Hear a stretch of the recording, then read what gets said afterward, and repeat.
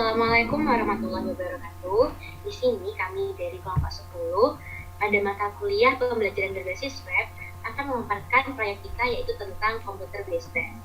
Di sini saya akan memaparkan identitas kelompok.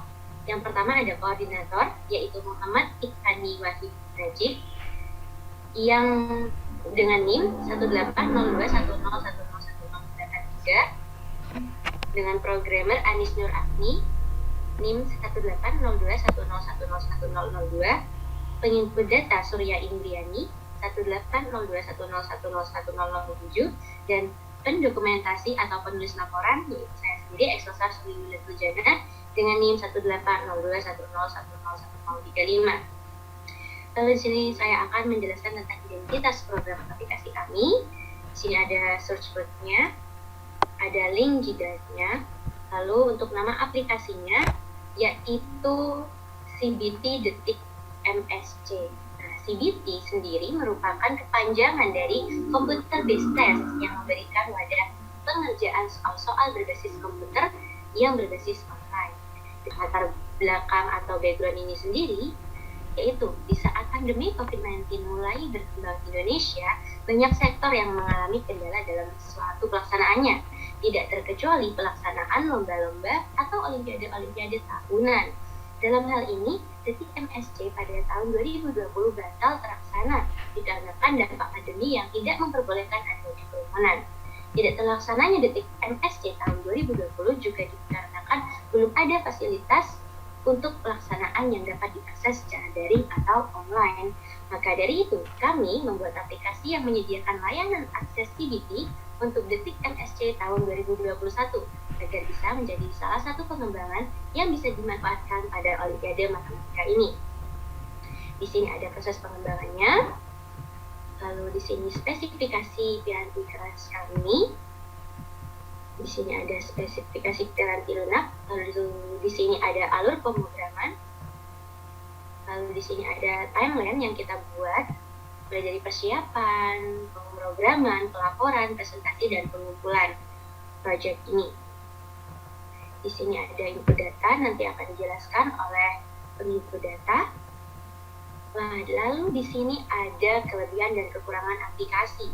Kelebihannya yaitu yang pertama, pemanfaatan aplikasi ini yaitu dapat diakses dengan mata pelajaran lebih dari satu, di mana pada kebanyakan CBT hanya dapat mengakses satu mata pelajaran. Lalu, terdapat bank soal sehingga peserta dapat memiliki banyak referensi latihan soal. Lalu, yang ketiga, desainnya yang simpel sehingga dapat memudahkan pengguna dalam mengakses aplikasi. Di sini ada kekurangan. Yang pertama, masih berada di localhost sehingga tidak dapat diakses melalui internet. Lalu yang kedua, untuk memanfaatkan aplikasi perlu tersedia perangkat akses, misalnya komputer, laptop, atau smartphone. Untuk memanfaatkan aplikasi perlu adanya daya listrik atau baterai untuk mengaktifkan perangkat keras. Seperti yang tadi disebutkan, ada komputer, laptop, smartphone. Jika terjadi blackout atau pemadaman listrik dan tidak tersedia UPS atau uninterrupted power system atau low battery, maka aplikasi tidak bisa dimanfaatkan. Lalu di sini ada kendala pengembangan, di sini ada kendala teknis dan non teknis, nanti akan dipaparkan oleh penyaji berikutnya. Di sini ada panduan penggunaan atau user manual guide-nya, seperti itu. Lalu di sini ada bagian alin config. Nah, dalam localhost slice ujian online CBT, nah waktu kita login ini kita bisa ke admin, panitia, atau ke peserta. Di sini ada keterangannya bagaimana itu admin, panitia, dan peserta dalam perannya.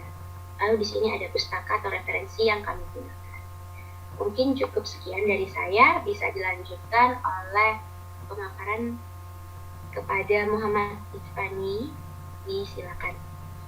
Baik, sini saya selaku koordinator dari kelompok 10 terkait dengan computer based test, dan di sini merupakan halaman login pada aplikasi tersebut.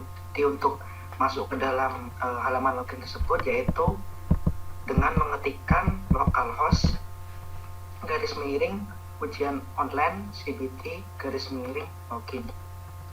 Di sini saya akan menjelaskan akun pada admin, yaitu untuk akunnya sendiri ya admin@admin.com dengan passwordnya tadi DTMSC 2021. Nah, di sini untuk login kita klik login.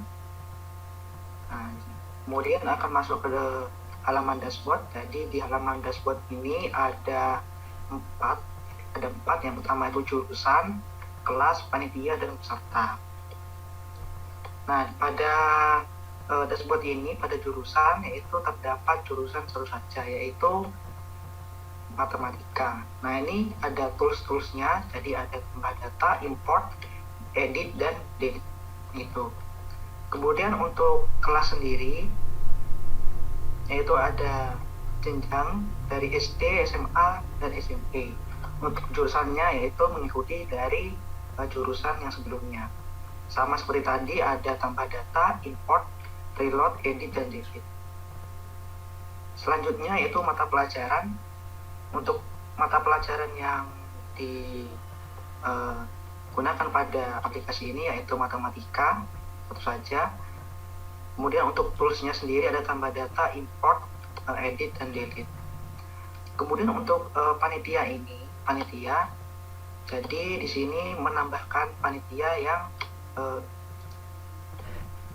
ikut dalam kompetisi TMSC ini.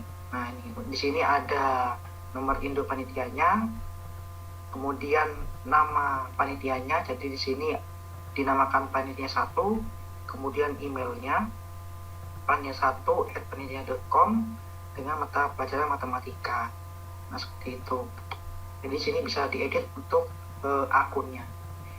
Di sini sudah diberi akses untuk akun ini agar bisa login ke halaman panitia. Seperti itu.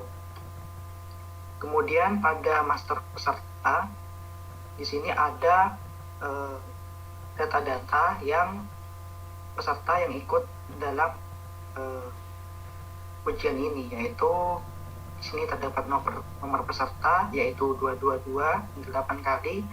Kemudian untuk namanya yaitu peserta 2 dengan email peserta2@peserta.com, dan kelas yang diampu itu SMP dan jurusan matematika.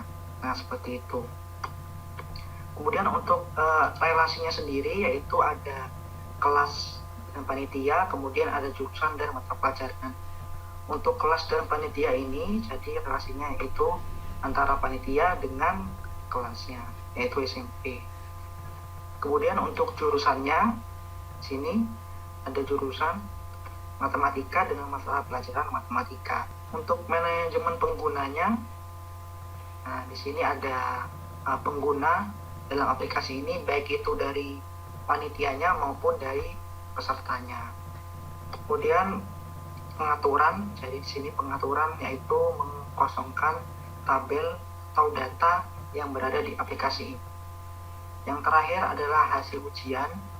Hasil ujian ini akan muncul ketika peserta telah melaksanakan ujian. Seperti itu. Nanti akan dijelaskan pada akun peserta.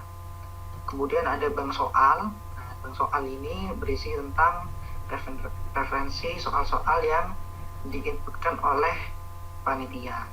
Jadi untuk lebih jelasnya akan dijelaskan pada akun panitia. Seperti itu. Mungkin itu saja dari saya terkait dengan penjelasan akun admin. Untuk selanjutnya saya serahkan kepada Mbak Anis Nur Afni untuk menjelaskan terkait pada akun panitia. Kepada Mbak Anis Nur Afni dipersilahkan. Baik.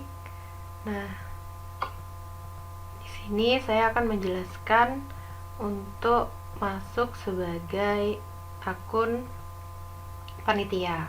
Nah, di sini untuk masuk sebagai panitia tadi menggunakan email panitia yaitu panitia1@panitia.com dengan password sesuai NIP dari panitia yaitu 1118 kali. Kemudian login. Nah, di sini terdapat informasi akun untuk panitia dari nama, NIP, email, mata pelajaran, dan daftar kelas. Nah, sebagai panitia dapat membuat bank soal dan mengisi soal. Nah, dari sini panitia bisa menginput soal-soal yang akan digunakan. Nah, di sini untuk panitia 1 merupakan panitia untuk jenjang SMP. Maka di sini terdapat soal untuk jenjang SMP. Nah, di sini karena dari kami terdapat kendala, yaitu kurangnya kemampuan dalam membuat atau mengembangkan dari PHP ini. Untuk datanya masih belum terinput semuanya. Jadi beberapa datanya masih belum terinput.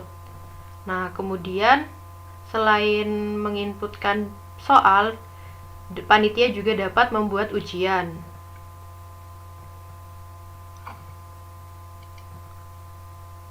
Nah, untuk membuat ujian di sini sudah terdapat salah satu ujian dengan nama ujian coba mata pelajaran matematika, karena di sini panitia 1 merupakan panitia untuk mata pelajaran matematika jenjang SMP dengan jumlah soal. Karena jumlah soalnya masih 1, di sini kita mencoba dengan jumlah soal 1 di mana waktunya yaitu 5 menit. Nah, untuk memasuki ujian tersebut terdapat token bagi panitia yaitu OZGVP yang akan dijelaskan atau dipakai nanti dengan akun peserta. Kemudian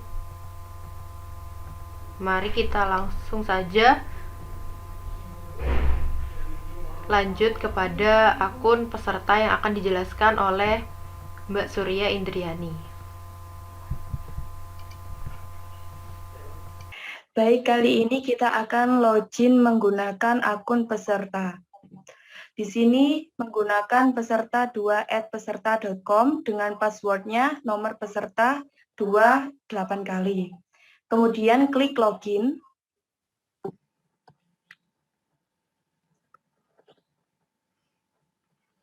Nah, pada halaman utama terdapat informasi akun, terdapat nomor peserta, nama, jenis kelamin, email, jurusan, dan kelas. Kemudian pada kolom ujian,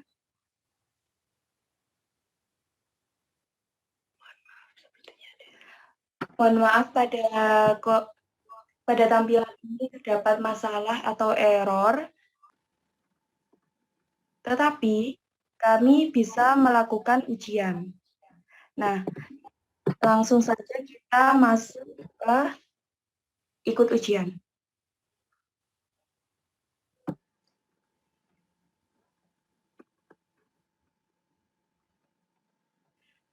Sebelumnya tadi kita sudah mendapatkan token dari panitia, lalu kita masukkan saja tokennya. Nah, setelah dimasukkan tokennya, kita klik mulai. Oke, baik. Di sini peserta akan bisa langsung menjawab soal. Kita coba ya.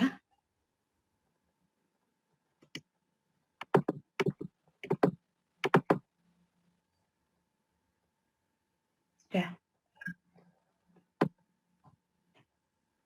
Klik selesai.